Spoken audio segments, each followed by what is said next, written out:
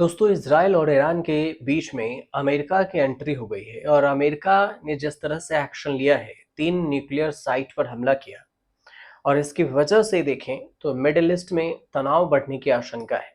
अब ईरान के पास ऑप्शन क्या है, वो भी इसमें आपको समझाते हैं कि ईरान 3 चीजें कर सकता है। कौन कौन 3 चीजें हैं वो आपको बताते हैं। सबसे पहले अमेरिकी राष्ट्रपति डोनाल्ड ट्रंप ने एक पोस्ट किया कि हमने ईरान के 3 न्यूक्लियर साइट पर अपना बहुत ही सफल हमला पूरा कर लिया। इसमें उन्होंने बताया कि फोर्डो, नातांज और एस्फहान ये 3 जगह शामिल है और इसमें ईरान के हवाई क्षेत्र से उन्होंने बाहर निकला। अब फोर्डो पर जो बमबारी की उसमें पेलोड भी गिराया। हालांकि ट्रंप ने ये नहीं बताया कि अमेरिका ने हमले में किन लड़ाकू विमानों का इस्तेमाल किया।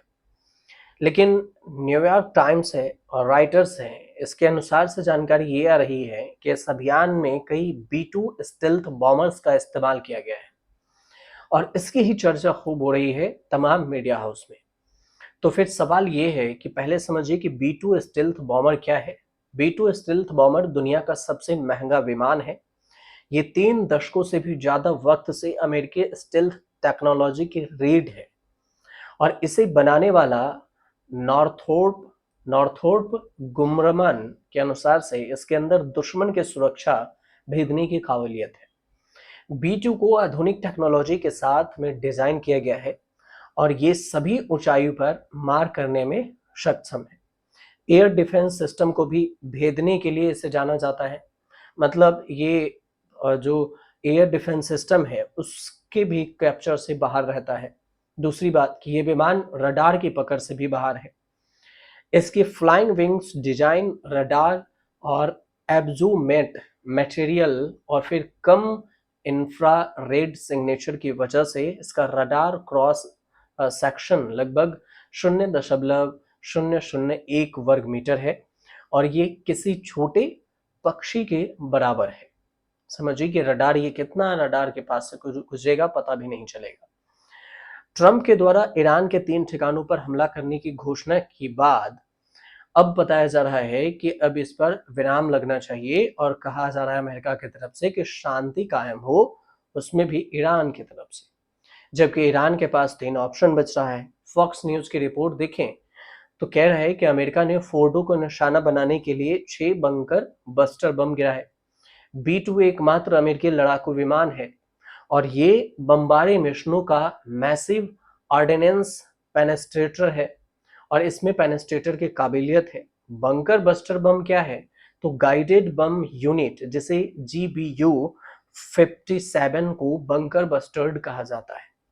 इसमें GPS लगा होता है और यह बंकरों और सुरंगों को भी भेद सकता है 200 मीटर तक। डिजाइन किया गया इसमें 30,000 पाउंड, जबकि पिछले रिपोर्ट्स से ये भी पता चलता है कि यह जमीन के 200 फीट तक घुस सकता है। पिछले कई सालों से इसे अपडेट किया हुआ गया है अमेरिका की तरफ से। अमेरिका ने 2000 के दशक के शुरुआत में इस बम का डिजाइन बनाना शुरू किया। बोइंग को 2009 में 20 इकाइयों का ऑर्डर दिया गया था और इसे में 2000 में बनाया था इस बस्टर्ड बम को। अमेरिकी हमले के बाद ईरान के पास सवाल यह है कि ईरान के पास जो 3 विकल्प हैं वो कौन कौन से हैं, ये भी समझ लीजिए आप एक एक करके कि ईरान क्या कर सकता है। पहला विकल्प ये है कि अमेरिकी हमले के बाद से ईरान में जबरदस्त आक्रोश है और हर कोई ये चाहता है कि बदला लिया जाए। अब ऐसे में सबसे पहला विकल्प ये है कि ईरान के पास कि वो अमेरिकी बेस को निशाना बनाएगा, हो सकता है। दूसरा विकल्प कि ऐसे भी कहा जा रहा है कि ईरान की एक रणनीति ये भी रह सकती है कि अभी वो किसी भी तरह की कोई प्रतिक्रिया नहीं देगा और सही वक्त का इंतजार करेगा और इस तरह से समय आने पर ईरान अमेरिका के महत्वपूर्ण स्थानों को भी निशाने पर ले सकता है। अब महत्वपूर्ण स्थान कौन कौन से होंगे ये तो ईरान खुद से ही तय करेगा कि कौन कौन से स्थान है।